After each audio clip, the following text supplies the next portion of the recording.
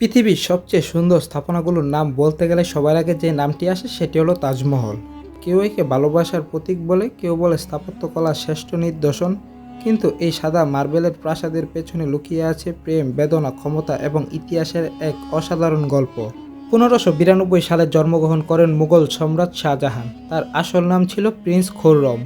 1660 সালে আগ্রার রাজদরবারে প্রথম দেখায় তিনি প্রেমে পড়েন এক তরুণীর।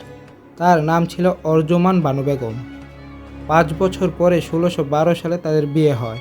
বিয়ের পর শাহজাহান তাকে মমতাজ মহল উপাধি দেন, যার অর্থ প্রাসাদের শ্রেষ্ঠ রত্ন। মমতাজ শুধু একজন স্ত্রী ছিলেন না, তিনি ছিলেন সম্রাট শাহজাহানের সবচেয়ে বিশ্বস্ত সঙ্গী। যুদ্ধক্ষেত্র থেকে শুরু করে রাজকীয় সফর, সব জায়গাতেই তিনি সম্রাট শাহজাহানের সঙ্গে থাকতেন। 1631 সালে দক্ষিণ ভারতের এক সামরিক অভিযানের সময় মমতাজ মহল তাদের 14তম সন্তান জন্ম দিতে গিয়ে গুরুতর অসুস্থ হয়ে পড়েন। দীর্ঘ যন্ত্রণার পর তিনি মৃত্যুবরণ করেন। স্ত্রীর মৃত্যুতে সম্রাট শাহজাহান ভেঙে পড়েন। ইতিহাসবিদদের মতে কয়েক মাসের মধ্যেই তার চুল সাদা হয়ে যায় এবং তিনি গভীর শোকে ডুবে যান। অনেক ঐতিহাসিকের মতে তিনি দীর্ঘ সময় শোক পালন করেছিলেন এবং নিজের প্রিয় স্ত্রীর স্মৃতিকে অমর করে রাখতে এমন একটি স্মৃতিসৌধ নির্মাণের সিদ্ধান্ত নেন যা পৃথিবী আগে কখনো দেখেনি। আর সেখান থেকেই শুরু হয় তাজমহলের গল্প। 1632 সালে শুরু হয় তাজমহলের নির্মাণ কাজ। স্থান হিসাবে বেছে নেওয়া হয় ভারতের আগ্রা শহরে যমুনা নদীর তীর। সম্রাট শাহজাহান বিশ্বের বিভিন্ন অঞ্চল থেকে দক্ষ কারিগর, শিল্পী ও স্থপতিদের নিয়ে আসেন। প্রধান স্থপতি হিসাবে সাধারণত উস্তাদ আহমেদ লাহোরীর নাম উল্লেখ করা হয়। তাজমহল নির্মাণে অংশ নেন প্রায় 20,000 শ্রমিক, কারিগর এবং শিল্পী। বিশ্বের বিভিন্ন দেশ থেকে আনা হয়েছিল মূল্যবান পাথর, যেমন জ্যাসপার, জেদ, ফিরোজা, ল্যাপিস লালজুলি এবং ক্রিস্টালের মতন পাথর ব্যবহার করে তৈরি করা হয়েছিল অসাধারণ নকশা। সাদা মার্বেল আনা হয় রাজস্থানের মাকরান থেকে।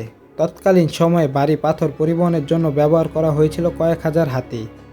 তাজমহলের মূল সমাধি 1648 সালে সম্পূর্ণ হয়, তবে মসজিদ, অতিথিশালা, প্রধান ফটক এবং অন্যান্য অংশ শেষ হতে 1653 সাল পর্যন্ত সময় লাগে।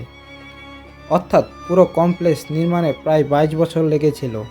সেই সময় নির্মাণ ব্যয় ছিল প্রায় 32 মিলিয়ন মুঘল রুপি, যা বর্তমান মূল্য কয়েক বিলিয়ন ডলারের সমান।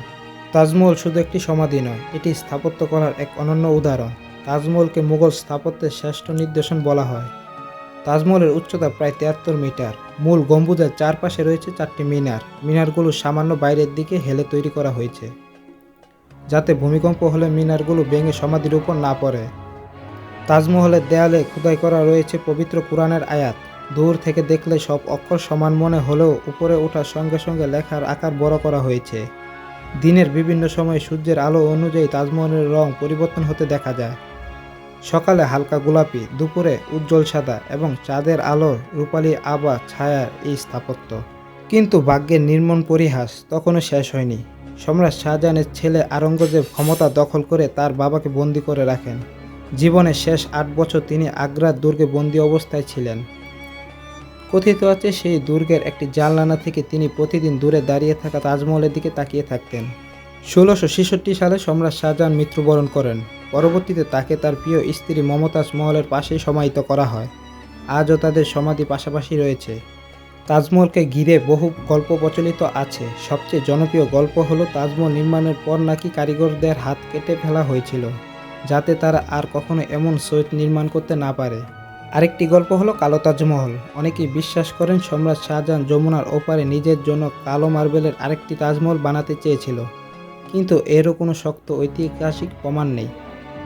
1983 সালে তাজমহলকে ইউনেস্কো বিশ্ব ঐতিহ্যবাহী স্থান হিসেবে ঘোষণা করা হয়। আজ এটি বিশ্বের 7 আশ্চর্যের একটি।